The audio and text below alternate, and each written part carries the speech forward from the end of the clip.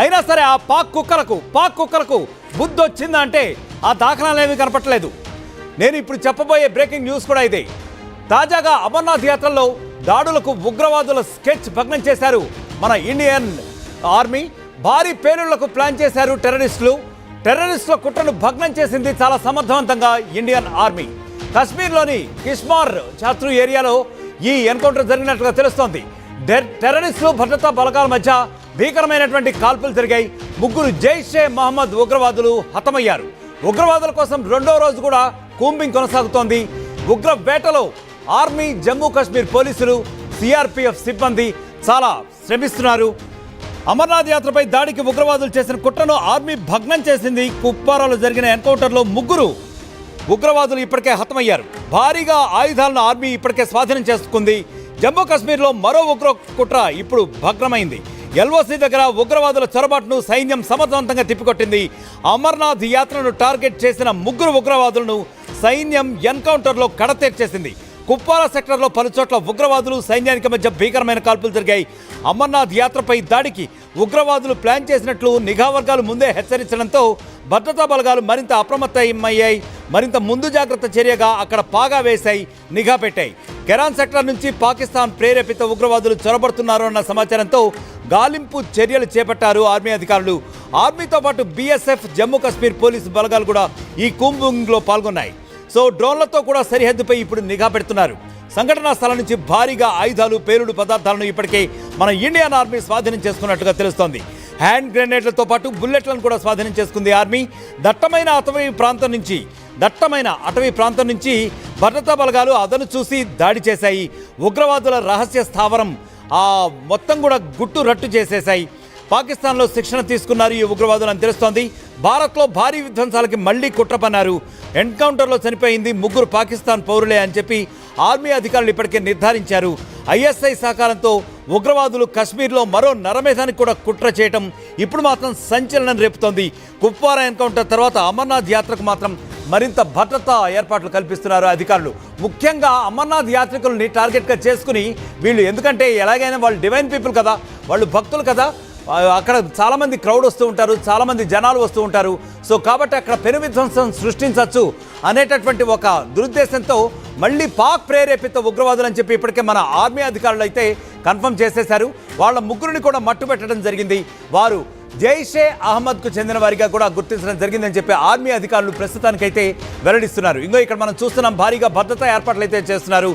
ముఖ్యంగా అమర్నాథ్ యాత్రికులు ఎవరైతే ఉన్నారో వాళ్ళని టార్గెట్గా చేసేసుకుని ఉగ్ర కుట్రకు ఆ పాక్ కుక్కలు పన్నాగం పన్నాయి. కాబట్టి వారి బారి నుంచి మన అమర్నాథ్ యాత్రికులను రక్షించడానికి మన ఆర్మీ అయితే సమాయత్తం అయింది. ఆల్రెడీ భద్రతా ఏర్పాట్లను మరింతగా పెంచింది. దానికి సంబంధించిన దృశ్యాలు మనం ఇక్కడ చాలా క్లియర్గా చూస్తూ ఉన్నాం. మరింత సైన్యాన్ని మోహరిస్తోంది. ముఖ్యంగా సరిహద్దు ఏరియాల్లో ఉగ్రవాదులు, చొరబాటుదారులు ఎటువైపు నుంచి చొరబడే అవకాశం ఉన్నా సరే అక్కడ చాలా నిఘా పెట్టిందని చెప్పి ఆర్మీ అధికారులు ఇప్పటికే వెల్లడించే పరిస్థితి ఉంది. ఉగ్రవేటలో ఆర్మీ, జమ్మూ కాశ్మీర్ పోలీసులు, సిఆర్పిఎఫ్ సిబ్బంది వీరందరూ కూడా ఇప్పటికే పగలు రాత్రి లేకుండా కూడా యాక్చువల్గా చాలా నిరంతర నిఘా పెడుతున్నారు. ఉగ్రవాదుల కోసం 2వ రోజు కూడా, అంటే ఈ రోజు కూడా కూంబింగ్ కొనసాగుతుంది. నిన్న ఉగ్ర కుట్రని భగ్నం చేశారు. భారీ ఎత్తున పేలుడు సామాగ్రి, ఆయుధాలు ఇవన్నీ కూడా స్వాధీనం చేసుకున్నారు. మొత్తానికి చూసుకుంటే ఇక్కడ ఇదంతా కూడా వాళ్ళు భారీ ఎత్తున ఆయుధాలను నిల్వ అదే ఏరియాలో పెట్టడంతో ఆర్మీ అయితే ముందే పసిగట్టగలిగింది. దాంతో అమర్నాథ్ యాత్రికులైతే ఇప్పుడు రక్షించబడ్డారని చెప్పి అయితే మనం చెప్పవచ్చు. లేదంటే ఒక పెద్ద పెను విధ్వంసమే జరిగేది. ఎందుకంటే ముఖ్యంగా ప్రతి ఏటా కూడా మనం చూసుకుంటే అమర్నాథ్ యాత్రకు కొన్ని వందల మంది, వేలాది మంది వెళ్తూ ఉంటారు యాత్రికులు. సో దాన్ని టార్గెట్గా చేసుకున్నారు. అంటే ఎంత నిశ్చితంగా ఈ ఉగ్ర కదలికలు ఉన్నాయని చెప్పి మనం అర్థం చేసుకోవచ్చు. ఎక్కడైతే క్రౌడ్ ఎక్కువగా ఉంటుందో, ఎక్కడైతే మన ఇండియన్స్ ఎక్కువగా ఉంటారో అక్కడ విధ్వంసం సృష్టించగలిగితే భారీగా ప్రాణ నష్టం చేయవచ్చు అన్నటువంటి దిక్కుమాల ఆలోచనతో దిక్కుమాలి పాక్ కుక్కలు ప్రయత్నిస్తున్నాయి. పాక్ ఉగ్రవాద కుక్కలు ప్రయత్నిస్తున్నాయి. సో దాన్ని సమర్థవంతంగా ఎప్పటికప్పుడు ఆర్మీ అధికారులు ఆపరేషన్ సింధూర్ నుంచి కూడా తీసుకుంటే సమర్థవంతంగా తిప్పి కొడుతూనే వస్తున్నాయి.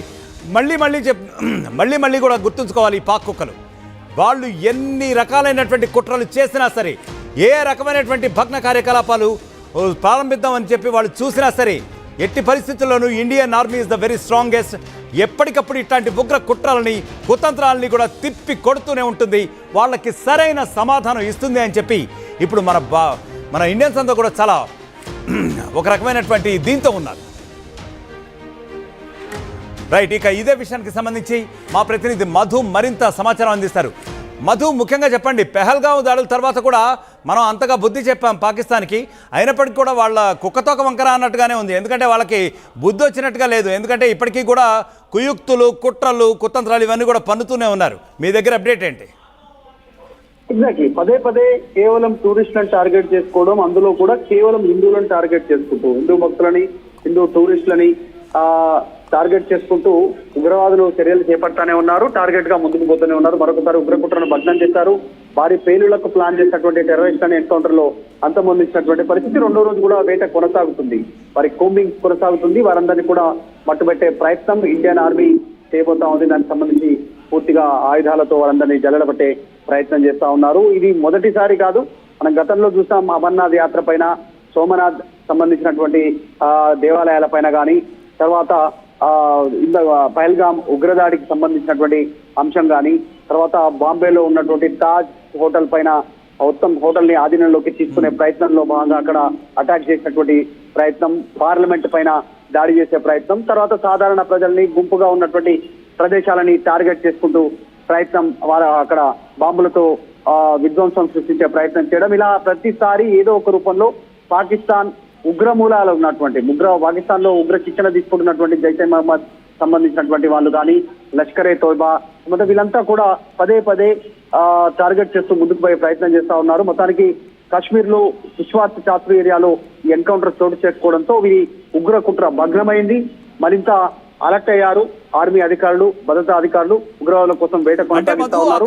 ఎందుకంటే అమర్నాథ్ యాత్ర అనేటువంటిది హిందువులకు అత్యంత పవిత్రమైనటువంటి యాత్ర.